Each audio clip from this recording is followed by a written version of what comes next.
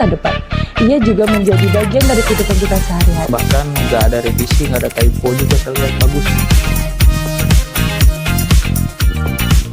Assalamualaikum warahmatullahi wabarakatuh. Halo sobat-sobat banker semuanya, selamat datang di podcast kita dengan tema yang sangat relevan di era zaman sekarang. Kenali AI lebih dalam. Sudahkah kita memahami secara maksimal? Di zaman yang serba cepat ini, artificial intelligence atau yang biasa kita sebut AI bukan lagi sekadar teknologi masa depan. Ia juga menjadi bagian dari kehidupan kita sehari-hari. Mulai dari rekomendasi media sosial, asisten virtual, hingga dunia pendidikan maupun pekerjaan. AI hadir di berbagai aspek yang mungkin kita sering gunakan tanpa benar-benar kita sadari. Namun, pertanyaannya adalah, apakah kita sudah benar-benar memahami dan memanfaatkan AI secara maksimal? Atau justru kita hanya menjadi pengguna pasif tanpa mengenali potensi besarnya? Nah, Bapak, sebagai akademisi nih Bapak, bagaimana pandangan Bapak mengenai AI di zaman sekarang dan bagaimana pengalaman Bapak tentang penggunaan AI, Pak? Oke, terima kasih. Ini menarik ya ketika kita melihat AI ini semakin berkembang dan kita seperti nggak bisa lepas dari AI. Kita seperti kembali ke era awal-awal SEO dulu, search engine. Ketika segala sesuatu kita menggunakan Google untuk search Google. Kita dulu kalau ada sesuatu yang diketahui apa-apa googling gitu ya. Kalau sekarang ketika melihat kondisi AI ini semakin berkembang, apa-apa ChatGPT, apa-apa Gemini, dan bahkan kita seperti memiliki semacam kalau nggak ada AI, nggak ada platform itu kita nggak bisa ngapa-ngapain. Nah, salah satunya dari mahasiswa sekarang. Nah, kalau pengalaman saya melihat di bawah mahasiswa itu, ketika melihat tugas itu diberikan ataupun mengerjakan apa yang menjadi kewajibannya, penggunaan AI itu seperti ya lancar aja. Tugas diberikan maksimal, susunan tulisan, bahkan nggak ada revisi, nggak ada typo juga, saya lihat bagus sih. Tapi pada saat diuji pikiran mereka, ini menjadi masalah. Nah, ini relevan dengan beberapa riset yang menyatakan bahwasanya AI ini menyebabkan tumpulnya cara berpikir mahasiswa semakin turun gitu ya. Nah, ini menjadi persoalan sebenarnya. Nah, ini kalau kembalikan sih kepada Aulia nih ya, kalau kita melihat mahasiswa sekarang, kalau tidak menggunakan AI, seperti hilang Benar, Pak. kekuatan akademiknya gitu. Benar sekali, Pak. Ya, apalagi di saat zaman sekarang ya itu ketergantungan ya Pak, mahasiswa, pekerja maupun anak sekolah zaman sekarang begitu kan Pak. Untuk dari mahasiswa sendiri nih Pak, bagaimana kemampuan berpikir mahasiswa tersebut? Apakah ada pandangan Bapak untuk menangani ketergantungan dari mahasiswa tersebut Pak? Begini, pada saat kita melihat AI ini sebagai sebuah academic assistant, ada sesuatu yang perlu kita tegaskan. Setiap yang kita lakukan itu harus ada yang namanya jejak berpikir. Kalau kita runut kepada panduan penggunaan AI yang ada dikeluarkan oleh Kemdikti-Saintek, bahwasanya penggunaan AI ini memang dibenarkan, tetapi ada batasan dan ada transparansi dalam penggunaannya. Nah, kalau kemarin saya baru merumuskan sebuah logbook ataupun semacam catatan berpikir atau jejak berpikir, di mana setiap mahasiswa ketika ingin buat tugas, bahkan mengerjakan skripsi sekalipun, dia harus mencantumkan prompt yang dia masukkan.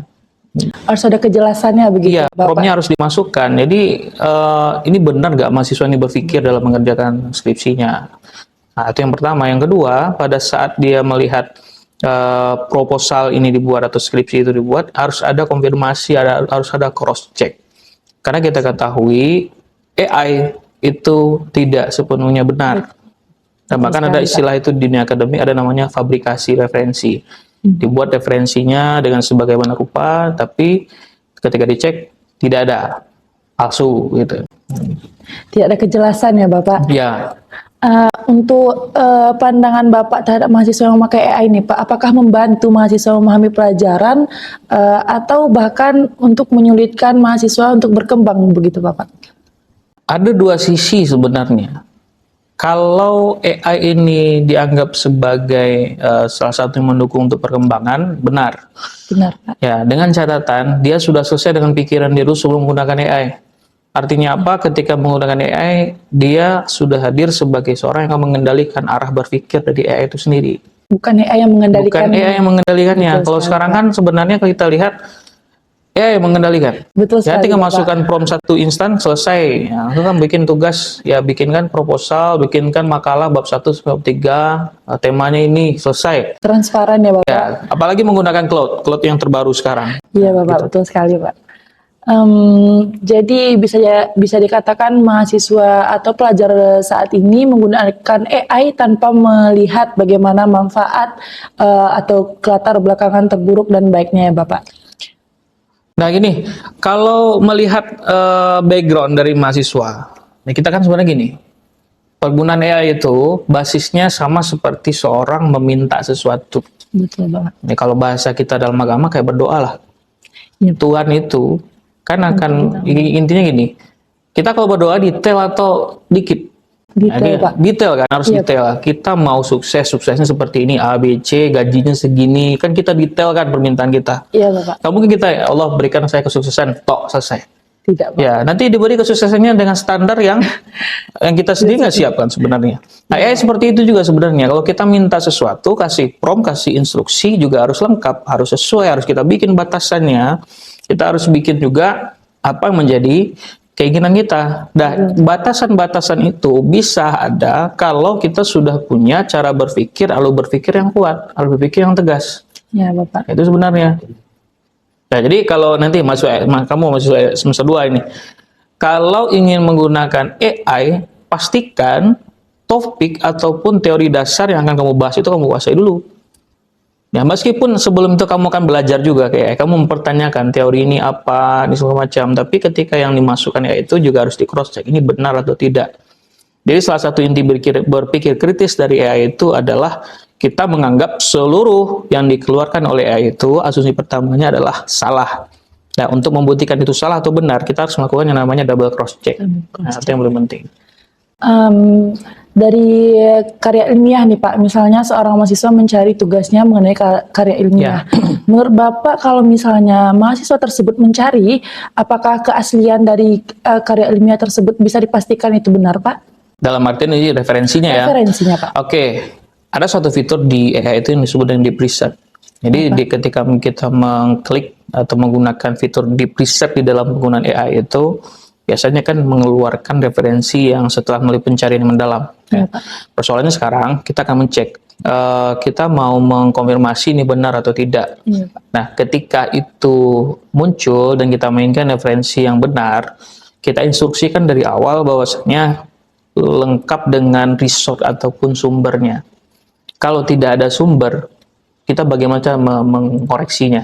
Nah, pentingnya sumber itu dilampirkan atau dicantumkan oleh AI untuk membantu kita untuk mengkonfirmasi apakah ini benar atau tidak. Kan tinggal langsung diklik. Ya. Nah, kadang gini juga, kliknya bisa diklik, tetapi nggak sesuai. Betul, Pak. Ya, itu pengalaman kamu kan? Pengalaman, Pak. Jadi perlu itu dilakukan. Kalau tidak, pernah beberapa waktu yang lalu penggunaan AI dan sempat masuk ke jurnal yang bereputasi, akhirnya di retract ataupun ditarik jurnalnya. Kenapa? Terbukti tidak sesuai referensi yang mereka gunakan. Itu kan berbahaya kalau bagi seorang akademisi, terutama mahasiswa. Kalau ini terbukti tentu akan berimbas nanti kepada sanksi akademik. Lebih jauh lagi. Ya, contoh misalnya apa? Bikin skripsi, oke? Di kemudian hari ternyata ada yang melakukan penelusuran, ternyata terbukti melakukan pelanggaran itu. Konsekuensinya bisa jadi gelarnya ditarik, ijazahnya ditarik. Oh, sangat berisiko. Sangat berisiko.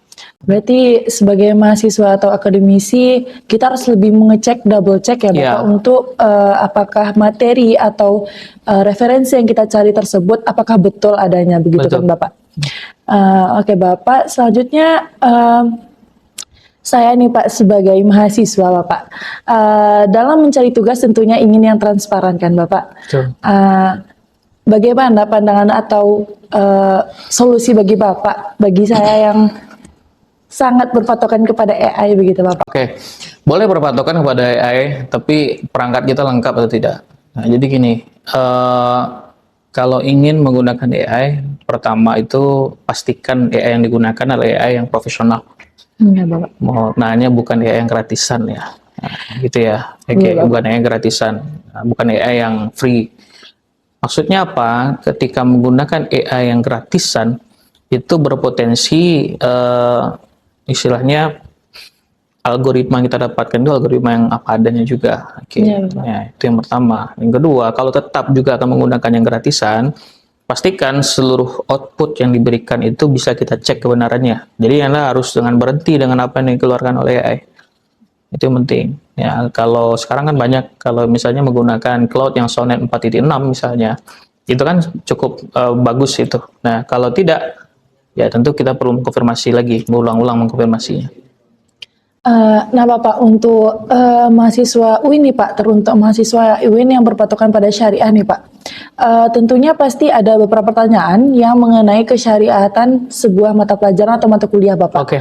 Apakah AI tersebut bisa membenarkan adanya kebetulan atau jawaban pasti dari syariah untuk pertanyaan di dunia? Prinsipnya gini, AI itu kan berbasis kepada istilahnya large language atau large language machine. Iya, Saya ingat seperti itu.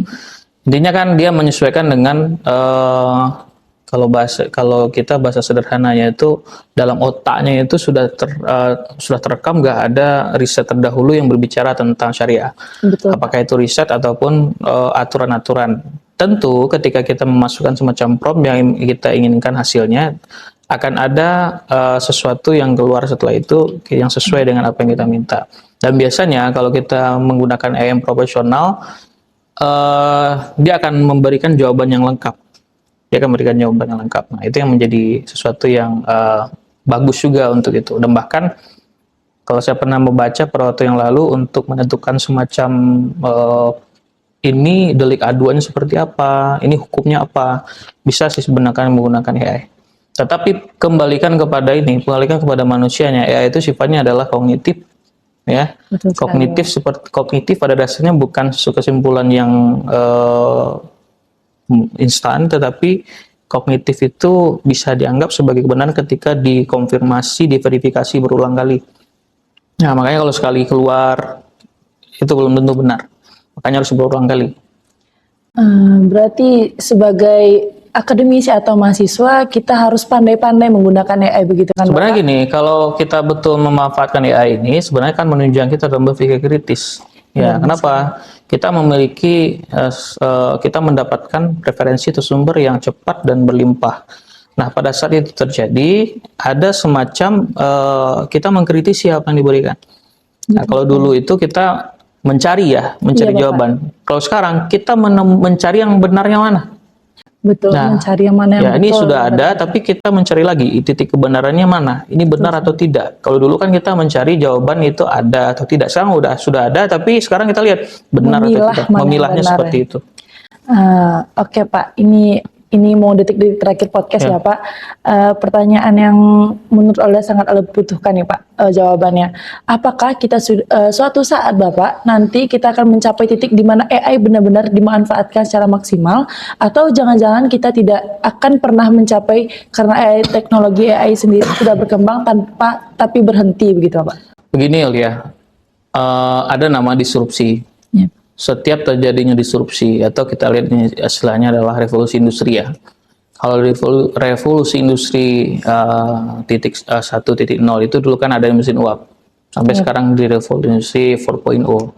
Dan salah satu yang menjadi hukum ketika terjadi revolusi industri itu adalah timbulnya peluang kerja baru, tetapi ada pekerjaan lama yang hilang. Iya Pak. Ya. Nah sekarang pekerjaan utama kita adalah ketika AI ini muncul, yang kita lakukan adalah seberapa cepat kita bertransformasi dan menyesuaikan diri. Iya Pak. Ya, contoh sekarang kita di perbankan ya. Di perbankan sekarang kalau dulu itu untuk peran customer service itu manusia. Ya, customer care itu manusia. Sekarang kita mau bikin rekening melalui aplikasi, melalui m-banking, itu yang mengelola semuanya sudah menggunakan AI. Manusia nggak ada lagi. Artinya apa? peluang-peluang pekerjaan di dunia perbankan atau di industri perbankan itu sudah bergeser lagi. Iya. Dan salah satu yang dituntut bagi kita di mahasiswa tentunya di perbankan itu adalah kita harus secara cepat menyesuaikan apa hard skill dan soft skill yang dibutuhkan. Betul Salah sekali. satunya adalah terkait dengan expert ini. Berarti Aulia nanti ketika ingin masuk ke dunia perbankan harus siap juga. Nanti apakah cukup dengan pelajaran di prodi ini? Tentu tidak.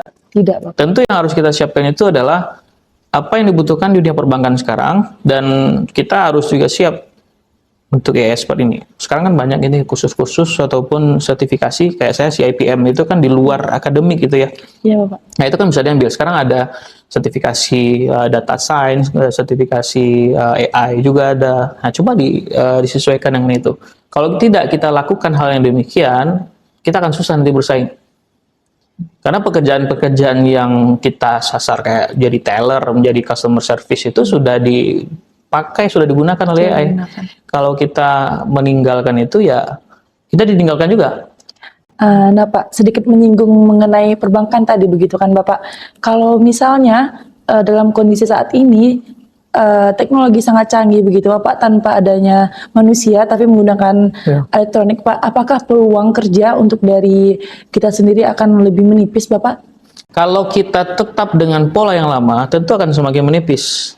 Tapi kalau kita mencoba untuk lebih leluasa, apalagi sekarang pola kurikulum kita kan kurikulum merdeka. Iya Bapak. Kita ada peluang untuk mengambil ranah ataupun memanggil pos yang lebih bagus. Ya, ini seperti itu. Berarti kita harus mengikuti bagaimana jalannya dunia saat ini ya Bapak.